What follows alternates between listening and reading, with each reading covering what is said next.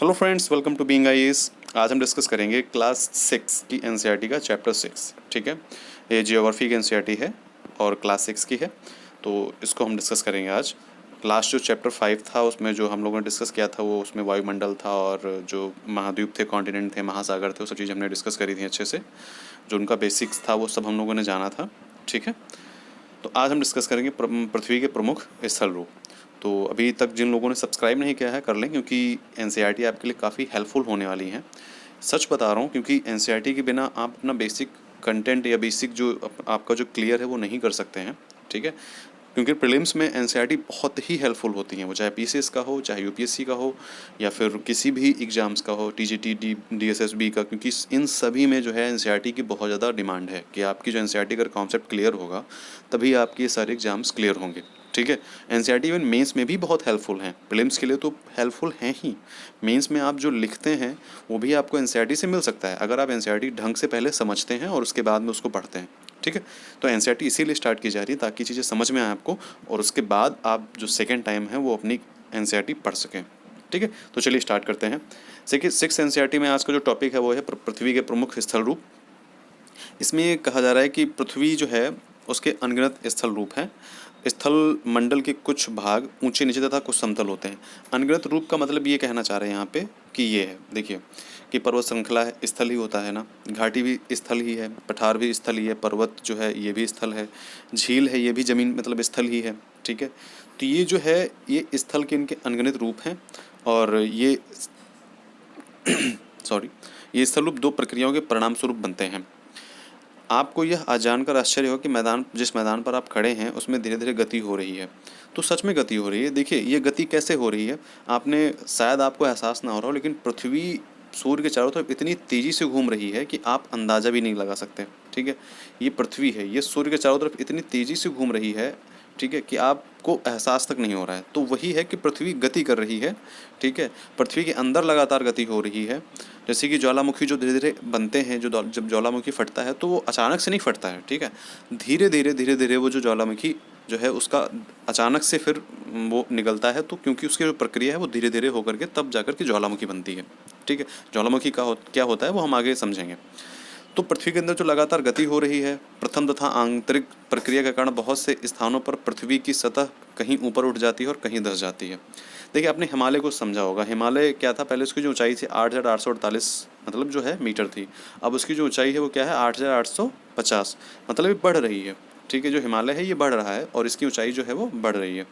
तो इससे अंदाज़ा लगा सकते हैं कि बहुत सी ऐसी जगहें हैं जहाँ पे जो बीच का जो पार्ट होता है, या मतलब जैसे कोई जो चीज़ होती है वो धंसती है, तो कहीं कहीं पे जो है पहाड़ की ऊंचाई है, किसी पठार की या किसी मैदान की ऊंचाई वो बढ़ती है। ठीक है, तो यही यहाँ पे ये कहना चाह रहे हैं। अब देख लीजिए यहाँ पे जो स्थल रूप हैं कौन कौन से हैं।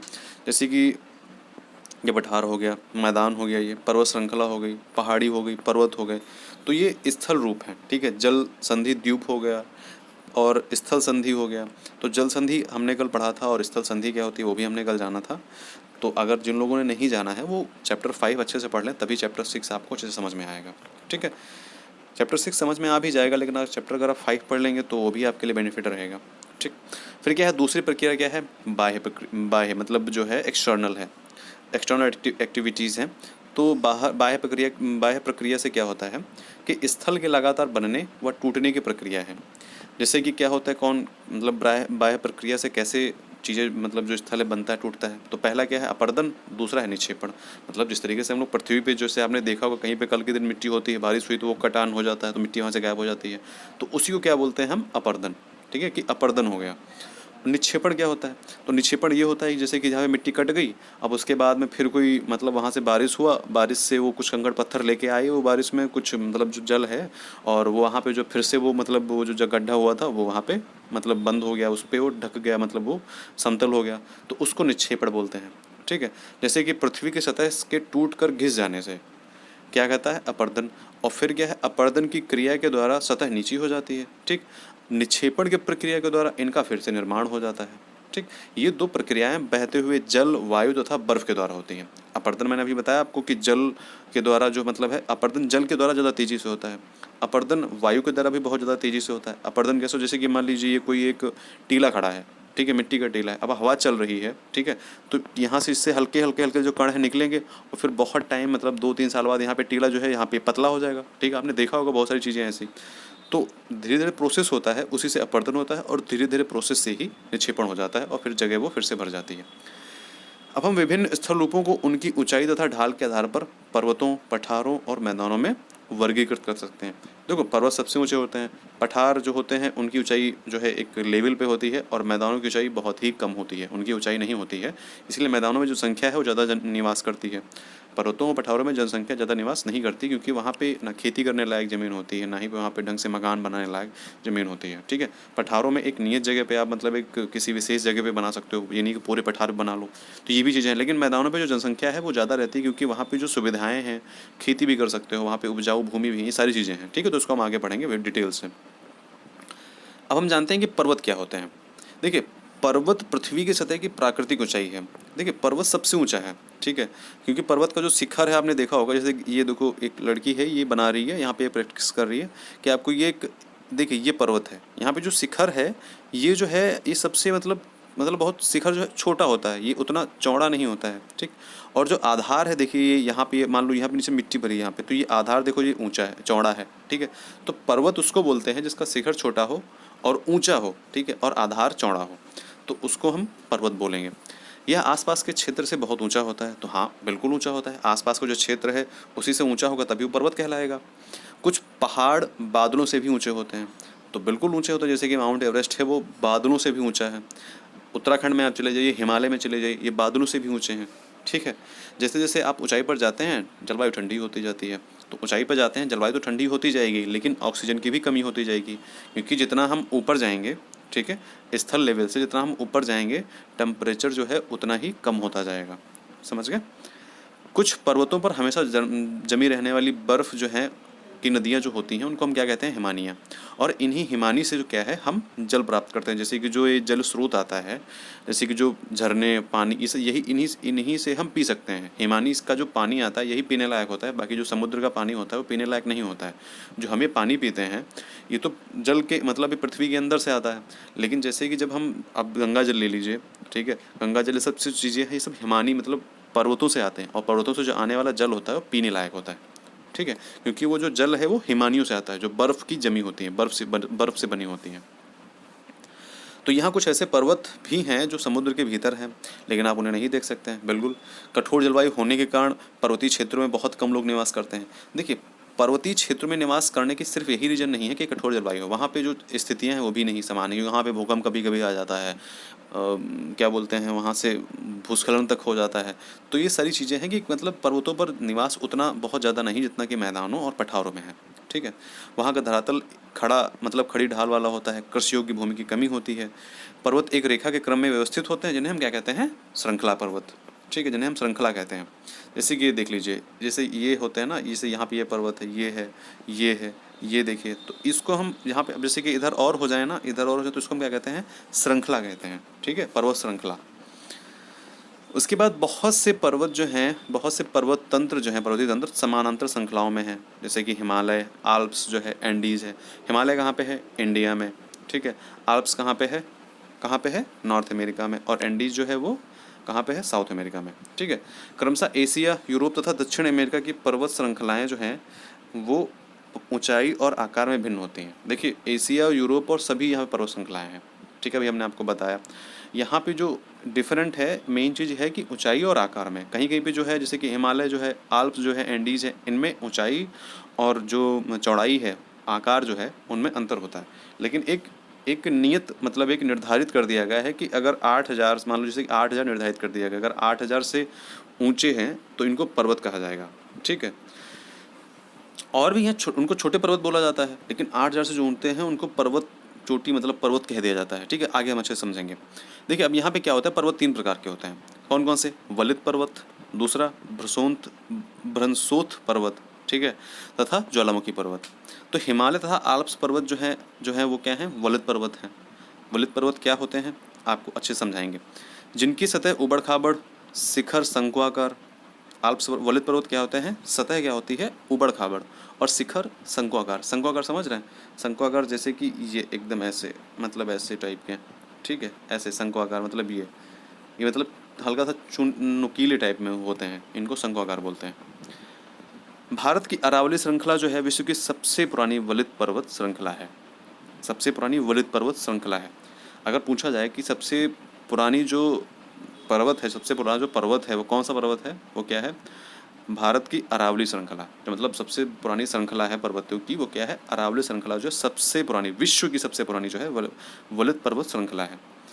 अपरदन की प्रक्रिया के कारण यह श्रृंखला घिस गई है।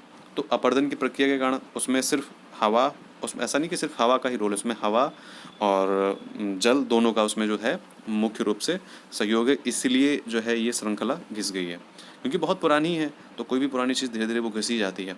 फिर है उत्तरी अमेरिका के अपलेशियन तथा रूस के यूराल पर्वत गोलाकार दिखाई देते हैं एवं इनकी ऊंचाई कम है। ये बहुत पुराने वलित पर्वत हैं। ठीक, जब बहुत बड़ा भाग टूट जाता है तथा ऊर्ध्वाधर रूप से विस्थापित हो जाता है, तब भ्रंशोथ पर्वतों का निर्माण होता है। देखिए, अब ये मान के चलिए ये पर्वत है पूरा, ये पूरा पर्वत था, ये मतलब पूरा ऊपर तक मान के चलिए सब समतल है, इक्वल है इसके। लेकिन अचानक से क्या होता है कि यहाँ पे कुछ ऐसी क्रियाएं होती हैं जो ये धंस जाता है, ये पार्ट जो है नीचे धंस जाता है। ठीक, तो अब ये क्या हो गया, इस पर्वत को हम क्या बोलेंगे? भ्रंशोथ पर्वत। ठीक है, इसे भ्रंशोथ पर्वतों का निर्माण होता है। ऊपर उठे हुए खंड को क्या कहते हैं? उत्खंड और हार्स्ट। नीचे धंसे हुए खंडों को क्या कहते हैं? द्रोणिका भ्रंश, जिसको क्या कहते हैं? ग्राबेन।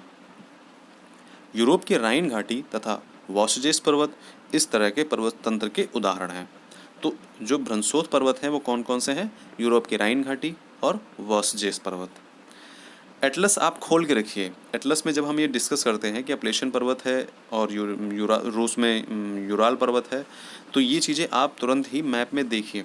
ठीक है, इससे क्या होगा, अगर आप तुरंत मैप में देखते हैं तो वो चीज़ हमेशा के लिए आपके माइंड में हो जाएगी। क्योंकि जब आप साथ में करते हैं कोई काम, जैसे कि जब आप साथ में करेंगे इसे स्टडी के, तो आपको वो अच्छे से समझ में आएगा और वो चीज़ आपके दिमाग में बैठ जाएगी। कि जब हम क्लास कर रहे थे, जब हम क्लास देख रहे थे, तब हमने मैप खोला था और हाँ, ये यहाँ पे था कि मतलब रसिया में यूराल पर्वत था और अपलेशियन पर्वत कहाँ था? उत्तरी अमेरिका में। ठीक है, तो इसीलिए इस तरीके से अगर आप पढ़ेंगे ना तो आपको चीज़ें ज़्यादा अच्छे से समझ में आएंगी। फिर क्या है? ज्वालामुखी पर्वत। अब ज्वालामुखी पर्वत सिंपल सी बात है, ज्वालामुखी जो पर्वत है वो ज्वालामुखी के उद्गार से बनते हैं। जब ज्वालामुखी फटता है या जब ज्वालामुखी बनता है, तब क्या होता है? ज्वालामुखी पर्वतों का निर्माण होता है। अब ज्वालामुखी का मतलब ये है कि उनका पर्वत का निर्माण कैसे होता है, आपको हम ये दिखाते हैं। देखिए, ज्वालामुखी का एक विशेष एक चिन्ह होता है, आप उसको आराम से पहचान जाएंगे। क्योंकि ज्वालामुखी की जो है ना वो बीच में एक सर्कल टाइप का मतलब ये रहता है। ठीक है, आप जान जाएंगे कि ये ज्वालामुखी है। क्योंकि बाकी अगर पर्वत जो बनते हैं ना वो ऐसे एकदम हल्का सा, मतलब यहाँ पे ये चून होती है हल्की सी। ठीक है, मतलब जो नुकीला भाग होता है हल्का सा ऊपर का, वो होती है। तो इस वजह से इसको हम क्या बोलेंगे? ज्वालामुखी पर्वत। और जो अन्य होते हैं वो आराम से वो ज्वालामुखी पर्वत नहीं होते हैं। ठीक, जैसे कि अफ्रीका का क्या है? Mount Kilimanjaro. जापान का फ्यूजियामा। तो ये आप अपने मैप में देखिए कि जापान का फ्यूजियामा कहाँ पे है और अफ्रीका का माउंट किलिमंजारो कहाँ पे है और इसकी ऊंचाइयाँ कितनी हैं। ठीक, फिर क्या है कि पर्वत बहुत लाभदायक होते हैं। तो सिंपल सी बात है, पर्वतों से हमें जड़ी बूटियाँ, फर्नीचर के लिए हमको लकड़ियाँ, औषधियाँ, ठीक है, और खाने के लिए जो खाने पीने के जो पर्वतीय मतलब जो वहाँ के जो फल फूल होते हैं उनको, तो पर्वतों से हमें बहुत लाभ होता है। ठीक है, वहाँ से हिमानियाँ जो बहती हैं, ठीक है, उनसे जल प्राप्त होता है हमको। पनबिजलियाँ बनती हैं, पनबिजली समझ रहे हैं, सिंचाई भी हम उनके जल से कर सकते हैं।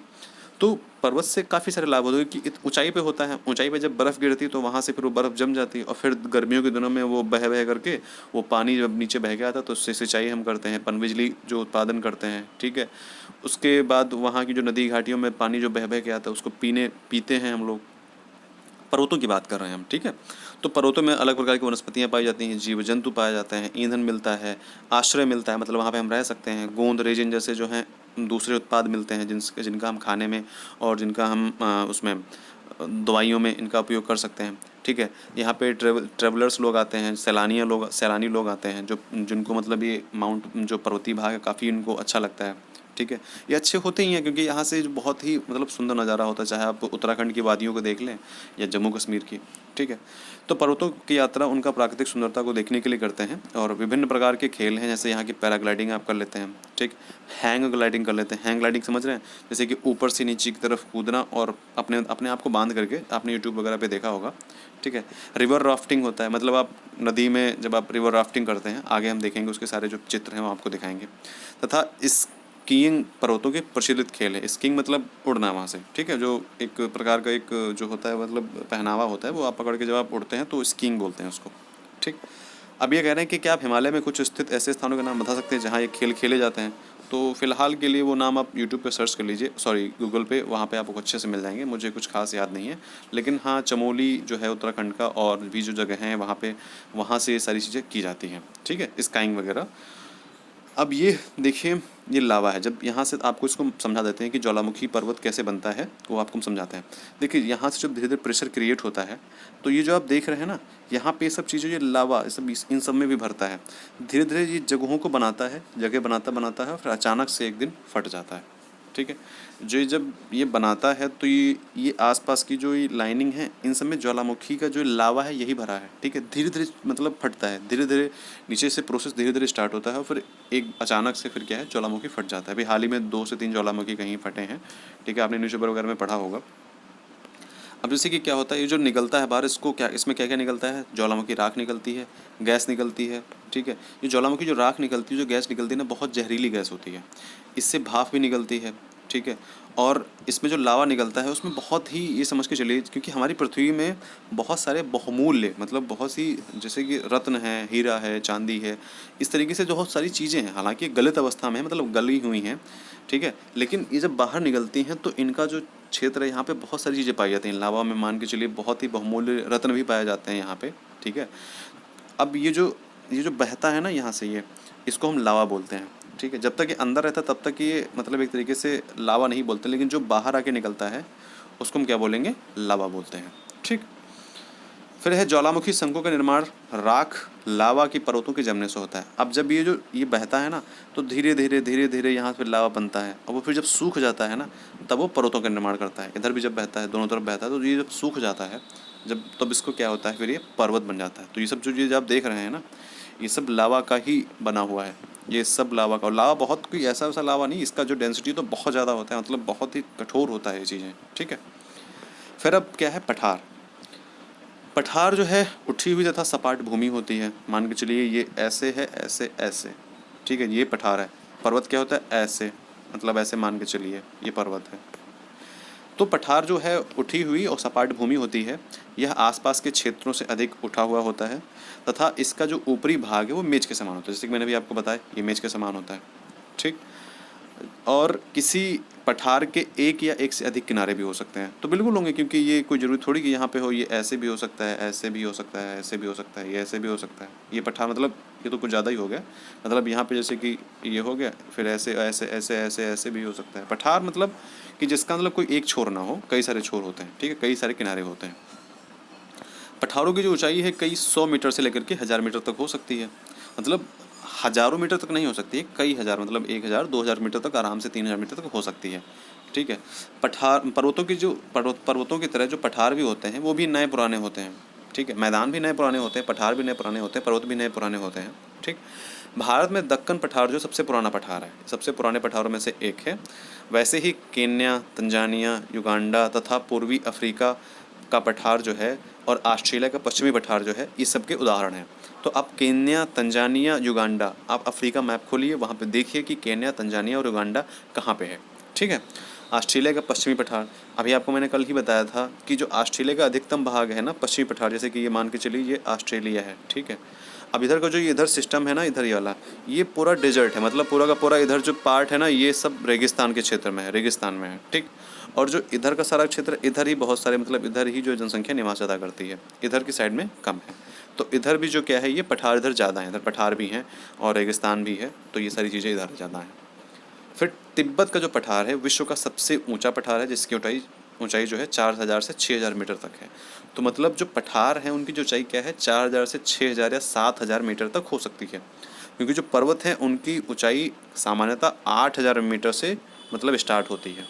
ठीक है, कुछ छोटे पर्वत भी होते हैं। पर्वत पर्वत पर्वत वो होते हैं जिनका आकार और ऊंचाई दोनों से वो मापे जाते हैं। पठार जो है उनका अगर ऐसे आकार है, वो ऊंचाई अगर उनकी 6,000 भी है, क्योंकि कुछ ऐसे पर्वत हैं जिनकी ऊंचाई 6,000 से 7,000 के बीच में है, तो ऐसा तो है नहीं कि वो पठार हैं। ठीक है, क्योंकि उनका आकार से ही हम उनको पर्वत और पठार के रूप में मानते हैं। अब देखिए ये पठार है, ठीक है, ये इतना ऊंचा पठार है, देख लीजिए यहाँ पे ये नीचे बेस है और ये उतना ऊंचा पठार है। ठीक, इसी को पठार हम बोलते हैं।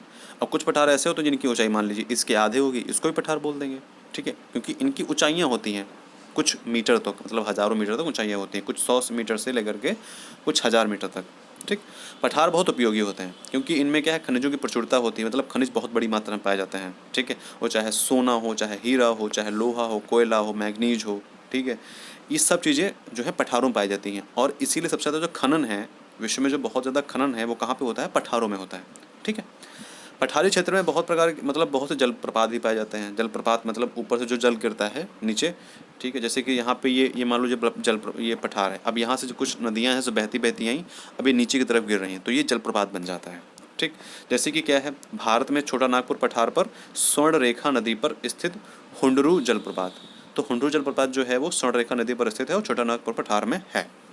फिर कर्नाटक में क्या है, जोग जलप्रपात, तो कर्नाटक में जोग जलप्रपात स्थित है। इसी प्रकार के जलप्रपातों के उदाहरण भी और पाए जाते हैं। लावा पठार में काली मिट्टी की प्रचुरता माई जाती है। लावा पठार समझ रहे हैं, लावा पठार मतलब जो ज्वालामुखियों से बने पठार होते हैं। ठीक, तो लावा पठार में काली मिट्टी की प्रचुरता होती है जो बहुत उपजाऊ होती है। काली मिट्टी वैसे भी उपजाऊ होती है और खेती के लिए काफ़ी अच्छी भी होती है। कई पठार जो होते हैं वो रमणीय स्थल होते हैं, मतलब वहाँ पे आप जो पर्यटक हैं वहाँ पे जा कर के वो देख सकते हैं पठारों को। उनको जो है एक तरीके से क्या बोलते हैं, टूरिज्म के रूप में प्रयोग किया जाता है, वहाँ पे टूरिज्म ज़्यादा होता है। ठीक है, मैदान में क्या होता है कि मैदान जो है समतल भूमि के बड़े भाग होते हैं, मतलब मैदान जो है एक तरीके से मान चलिए कि एकदम समतल होते हैं। ठीक है, हल्का फुल्का कहीं हल्का फुल्का अगर ऊंचे हों, ऊंचाई हो उनकी तो होता है, नहीं तो मैदान सामान्यतः जो है समतल भाग को हम कहते हैं। इनकी ऊंचाई अधिकतम जो है समुद्र तल से वो 200 मीटर हो सकती है, इससे ऊंचे ये नहीं हो सकते हैं। ठीक है, कुछ मैदान जो है काफ़ी समतल होते हैं, एकदम प्लेन। ठीक है, कुछ उर्मिल, कुछ तरंगित होते हैं। अधिकांश मैदान जो हैं वो उन सहायक नदियों के द्वारा बनाए जाते हैं, मतलब नदियों के द्वारा बनाए गए हैं। जैसे कि गंगा जमुना, जो बड़े बड़े मैदान हैं वो नदियों के द्वारा बनाए गए हैं, जैसे कि गंगा जमुना के द्वारा बनाए गए हैं। ठीक, ब्रह्मपुत्र हो गया, तो इन नदियों के माध्यम से जो है बड़े बड़े मैदान जो बनाए गए हैं, जैसे कि चीन में जो है यांगसे मैदान बनाया गया है। गंगा जमुना क्षेत्र जो है एशिया में, भारत में बनाया गया है। ठीक, ऐसे ही अमेरिका में जो 5 जो फिंगर हैं, वो 5 ग्रेट बैरियर लेक जो है ना, जो ग्रेट लेक्स हैं, 5 ग्रेट लेक्स, उनके द्वारा कुछ वहाँ पे जो है मैदान बनाए गए हैं। तो नदियों के द्वारा जो मैदान बनाए गए हैं वो काफ़ी बड़े बड़े हैं। ठीक, जैसे कि कैसे बनाए जाते हैं, ये जो हैं मतलब पर्वतों के ढालों पर से जो नीचे जब बहती हैं तो उनके साथ में पत्थर, बालू, सिल्ट जो हैं वे घाटियों में निक्षेपित कर देती हैं, और इन्हीं निक्षेपों से क्या है, मैदानों का निर्माण हो जाता है। अब ये नहीं कि मतलब घाटियों में मैदान बनने लगता है, मतलब वो जो धीरे धीरे चीज़ें आगे बढ़ती रहती हैं, जब वहाँ पे जब निक्षेप एकत्रित होता है तो फिर आगे धीरे धीरे बढ़ता है, फिर धीरे धीरे जो नदियों का पानी कम होता जाता है, फिर वही जो है वो मैदान क्षेत्र में कन्वर्ट हो जाता है। ठीक, अब क्या है, सामान्यतः मैदान बहुत अधिक उपजाऊ होते हैं, तो सिंपल सी बात है, मैदान उपजाऊ होते हैं, यहाँ पे आराम से खेती हो जाती है, यहाँ पे उत्पादन अधिक होता है, मतलब अदर देन कंपेयर देन वहाँ का पर्वत और पठार के क्षेत्र में। ठीक है, यहाँ पे जो है जनसंख्या बहुत अधिक रहती है, परिवहन का जो साधन निर्माण है जो बहुत आसान होता है, परिवहन जो है यहाँ पे बहुत ही आसानी से हो जाता है। ठीक है, जो मैदान है मनुष्यों के रहने के लिए बहुत ही उपयोगी क्षेत्र है, यहाँ पे जो संख्या बहुत ज़्यादा होती है, यहाँ पे जो मकान बनाना, खेती करना, ये सब चीज़ें बहुत आसान होता है। उपजाऊ मिट्टी भी यहाँ पे बहुत ज़्यादा होती है, क्योंकि ये जो उपजाऊ मिट्टी ज़्यादा क्यों होती है, क्योंकि जो गंगा और जो नदी के द्वारा बनाए गए क्षेत्र होते हैं वो बहुत मतलब विभिन्न, वो बहते हुए जो क्षेत्र अपने साथ में कुछ जो मिट्टियाँ लेके आते हैं।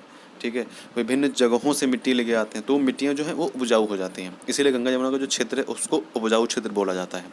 ठीक है, भारत में गंगा का मैदान देश में सबसे अधिक जनसंख्या वाला देश है, और गंगा का मैदान कहाँ से, मतलब यूपी और जो बिहार में वो ज़्यादा है, तो इसीलिए यहाँ पे जनसंख्या भी ज़्यादा है।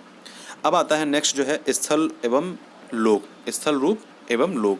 ठीक है, स्थल रूपों की विभिन्नता के अनुसार ही मतलब विभिन्न प्रकार से जीवन यापन करते हैं। स्थल रूप का मतलब क्या है कि स्थल के कई रूप हैं, जैसे कि पर्वत, पठार। ठीक है, इस तरीके से जो चीज़ें हैं मैदान, मतलब यहाँ पे जो लोग रहते हैं उसी के अकॉर्डिंग वहाँ के लोग अपना जीवन यापन करते हैं। मैदानी क्षेत्र में जो जीवन यापन है वो पर्वतीय क्षेत्रों की अपेक्षा में क्या है, आसान है, वहाँ की तुलना में जो है वो सरल है। ठीक है, मैदानों में आप आसानी से फसलें उगा सकते हैं, एक स्थान से दूसरे स्थान आराम से जा सकते हैं। ठीक है, घर बना सकते हैं, सड़कें बना सकते हैं। लेकिन पर्वतीय क्षेत्र में इतना आसान नहीं है कि आप एक स्थान से दूसरे स्थान पे आसानी से जा सकें। अगर सड़कें वहाँ पे, जहाँ पे सड़कें नहीं हैं वहाँ की बात कर रहे हैं, क्योंकि यहाँ पे अगर मान लीजिए मैदानी क्षेत्र में अगर आपको एक स्थान से दूसरे स्थान जाना है और वहाँ पे जनसंख्या ज़्यादा है, तो वहाँ पे सरकार क्या करती है, गवर्नमेंट जो है वहाँ पे सड़क बना देगी। लेकिन अगर पर्वतीय क्षेत्र में है तो वहाँ पे सड़क बनाने में काफ़ी समय लग जाता है। सड़कें बन जाएंगी अगर वहाँ पे, क्योंकि लोगों के रहने के लिए चीज़ें अगर आसान करनी तो गवर्नमेंट को कदम उठाने पड़ते हैं। वहाँ पे आराम से हम, मतलब जो सड़कें हैं वो हम नहीं बना सकते हैं जितना कि पर्वतीय मैदानी क्षेत्रों में बनाना रहता है। उसी से फिर क्या होता है कि उनमें से कुछ जो चीज़ें होती हैं, जैसे कि स्थल लूप है। ठीक है, तो वहाँ पर्वतीय क्षेत्र का जो स्थल लूप है और मैदानी क्षेत्र का जो स्थल लूप है उनमें अंतर होता है।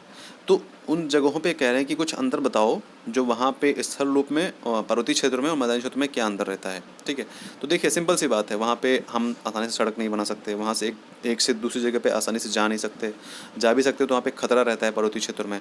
लेकिन मैदानी क्षेत्रों में ऐसा कुछ भी नहीं रहता है।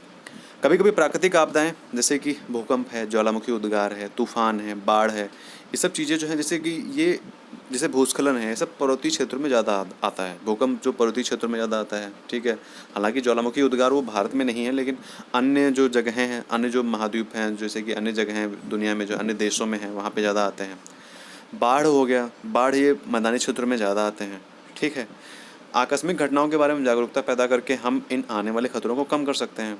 तो सिंपल सी बात है, इसके लिए आज बहुत सारी जो टेक्नोलॉजी हैं वो बनाई भी गई हैं इन सब चीज़ों के लिए। हम कितने तरीक़ों से जल तथा स्थल का उपयोग में ला सकते हैं? तो सिंपल सी बात है, हम इसको आराम से, जैसे कि अगर हम ये सोचें, हम अगर ये सोच के स्थल और जल का उपयोग करें कि हम अपनी आने वाली पीढ़ियों को, अपने आने वाली जो पीढ़ी है उनको ध्यान में रख कर के अगर हम जल और स्थल का उपयोग करें तो हम काफ़ी अच्छे तरीके से जो है, मतलब जो इन चीज़ों को हम स्वच्छ बनाए रख सकते हैं। जैसे कि देखिए ये एक नदी है, ठीक है, इसमें कूड़ा कचरा पड़ा है तो ये एक प्रदूषित नदी है। अब ये जो काम करते हैं ये अच्छा थोड़ी है भाई, ये हम आने वाली जो पीढ़ियाँ हैं उनको ध्यान में रख के थोड़ी कर रहे हैं। ये तो हम सिर्फ अपनी यूज के लिए कर रहे हैं कि भाई जो कूड़ा है आज हम कहाँ फेंकें, तो भाई ठीक है नदी में फेंक देते हैं। तो हमने अभी के लिए, अपने यूज के लिए, अपनी चीज़ों के लिए हमने ये काम कर दिया, अपने आसानी के लिए हमने ये काम कर दिया कि नदी में कूड़ा फेंक दिया। लेकिन अब वो नदी प्रदूषित हो गई है, तो हमारी जो आने वाली पीढ़ियाँ हैं उनके लिए तो हम ये गलत ही कर रहे हैं, है ना। अब जैसे कि रस्सी से बना पुल है, तो ये पुल जो है अरुणाचल प्रदेश में बना हुआ है। आपको मैदानी क्षेत्रों में रस्सी से बना हुआ पुल तो कहीं नहीं दिखेगा, है ना। अगर दिखेगा भी तो सिर्फ कुछ चीज़ों के लिए, मतलब पहली बात तो दिखेगा नहीं, बहुत ही कम है कि मैदानों में बना हुआ जो पुल है बने दिखेगा ही नहीं आपको। ठीक है, तो इसीलिए रस्सी से बना पुल ही जो है टेम्परेरी है। ठीक है, मैदानों में क्या होगा भाई, हम तुरंत से अपना बना लेंगे क्योंकि यहाँ पे बनाना आसान होता है। पहाड़ी क्षेत्रों में जब बनाएंगे तो वहाँ पे हमको खूब सारा रॉ मटेरियल है, मशीनरी वगैरह वहाँ पे ले जाने में मतलब जो है प्रॉब्लम्स क्रिएट होंगी। ठीक है, अब जो है स्वच्छ भारत मिशन क्या है? स्वच्छ भारत मिशन के लिए स्वस्थ शरीर में स्वस्थ मस्तिष्क का निवास होता है, और स्वस्थ शरीर के लिए हमको स्वच्छ पर्यावरण जो है उसकी ज़रूरत होती है। उसके लिए क्या है, हम जल और वायु दोनों को स्वच्छ रखना होगा। ठीक है, ये हमारी प्राथमिकताएं होनी चाहिए, तभी हमारा स्वस्थ शरीर होगा और स्वस्थ शरीर में हमारा स्वस्थ मस्तिष्क जो है निवास करेगा। स्वच्छ भारत मिशन है, ये 2 अक्टूबर 2014 से चलाया जा रहा है गांधी जी की याद में, क्योंकि गांधी जी जो है काफ़ी सफाई वगैरह पे काफ़ी जो है जोर देते थे। उनका ये कहना था कि जब भारत स्वच्छ होगा तभी वो अच्छे से डेवलप कर पाएगा। ठीक है, तो भारत सरकार द्वारा स्वच्छ भारत मिशन कार्यक्रम चलाया जा रहा है।